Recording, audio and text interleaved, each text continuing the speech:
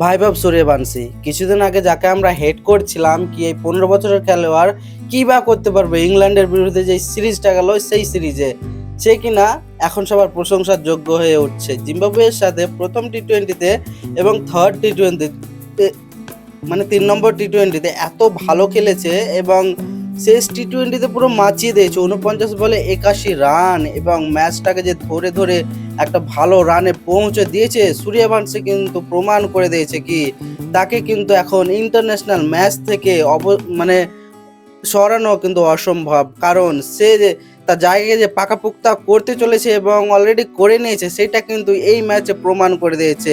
ভাইভব সূর্যবংশী মাত্র 15 বছর বয়স, বিশ্বের রেকর্ড এবং প্রথম ইন্ডিয়ান খেলোয়াড় এত কম বয়সে ইন্টারন্যাশনাল ম্যাচ খেলা এবং ইন্টারন্যাশনাল চান্স পাওয়া, যেখানে বড় বড় প্লেয়ারেরা এখন পর্যন্ত মানে 30 হয়ে যাচ্ছে, 40 হয়ে যাচ্ছে, বয়স কেরিয়ার শেষ হয়ে যাচ্ছে, তবু একটা সিঙ্গেল ম্যাচ তারা ভারতীয় যেই ইন্টারন্যাশনাল ম্যাচ আছে খেলার সুযোগ পায় না। আর ভাইভব সূর্যবংশী কি ভাগ্য, 15 বছরের একজন খেলোয়াড়, বিশ্বের অন্যতম ইয়াং প্লেয়ার এবং ইয়াং মানে 15 বছর, মাত্র তার বয়স 15 বছর, পুরো বিশ্বকে দেখিয়ে দিচ্ছে কি ইন্ডিয়া 15 বছর খেলোয়াড়কে নিয়ে কিভাবে সিরিজ জিতে আসছে। ইংল্যান্ডের কাছে যদিও ভালো পারফর্ম করতে পারেনি, কিন্তু জিম্বাবুয়ের সাথে কিন্তু ভালো পারফর্ম করেছে ভাইভব সূর্যবংশী এবং ইন্ডিয়াকে সিরিজ জিতিয়েছে এবং ইন্ডিয়া জিম্বাবুয়েকে 3-0-তে সিরিজ জিতেছে। ইংল্যান্ডের কাছে 4-0-তে হেরেছে এটা ঠিক, কিন্তু জিম্বাবুয়ের কাছে সেটা পুষিয়ে নিয়েছে এবং ম্যাচ জিতে এসছে।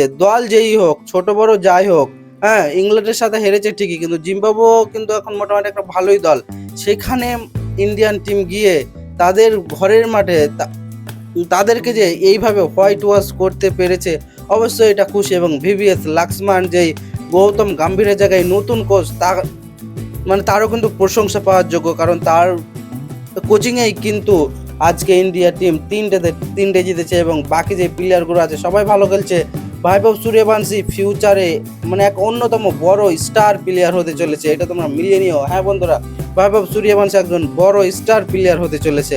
তো বন্ধুরা, ভিডিওটা এই পর্যন্ত, চ্যানেলটা একটা সাবস্ক্রাইব করো পরবর্তী ক্রিকেট সম্বন্ধে এবং অন্যান্য খেলা সম্বন্ধে ভিডিওর মাধ্যমে আপডেট পেতে। ততক্ষণের জন্য টাটা, সাবস্ক্রাইব একটা অবশ্যই করো।